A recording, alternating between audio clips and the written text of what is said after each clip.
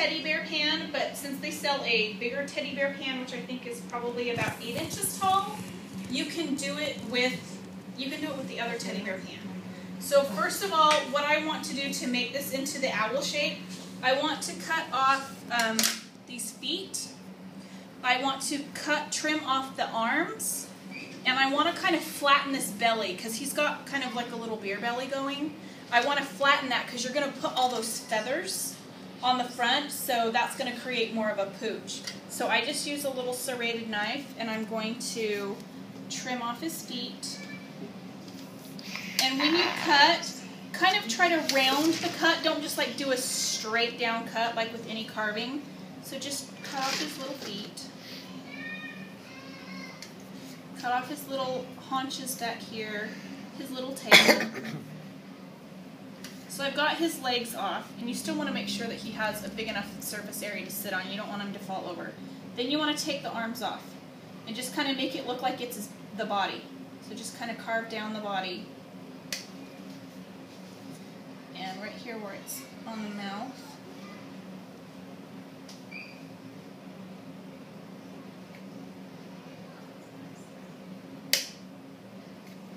Okay, so I've got the shape of the body. Now I want to cut this.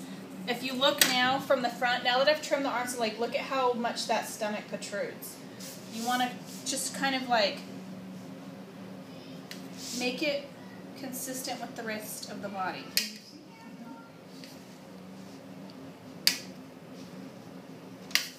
Okay, so now you have your little round body.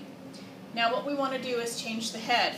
Cut the nose off. You want to make the head flat on the front because you're going to create a beak. So just kind of cut that little face off. Now see, when I cut that face, his muzzle off, it made it so there's not really any definition between the head and the body. So what we want to do is we want to cut a neck.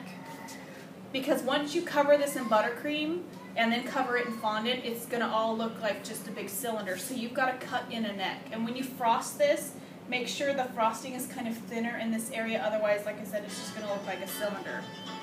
So what we want to do is just kind of cut a wedge out. And you're just creating this neck around. You don't need to do it so much on the back because we didn't change the shape of the back. We're just worried about the front. And then this cake right now is chilled, so I can sit and press this and kind of flatten out those sharper lines. But see now, I've given him a definition between his head and his body. So when this is covered, you're going to be able to see that shape. So the last thing we want to do is the ears. So right now the ears are rounded like this. And an owl's ears are kind of pointed, but they're kind of pointed out. So all I did was I just cut here. I cut straight down to make it flat. So I took that bottom curve off. And then from the top, I sliced it this way. And can you see now how it's a point? So when you frost that and cover that with fondant, it's going to be like the little owl ear. And so you just do that on the back side. Cut that bottom rounded part off, and then cut that back at a slant. And then you can kind of push it, and then that is your owl. It took, what, 5 minutes? Wow. And you've got an owl. All you do now is frost it, cover it in your fondant, and then you can make the beak and the eyes. For the wings, I used, Wilton makes a leaf cutter, and I just used the large leaf cutter to make the wings. How long did you chill it?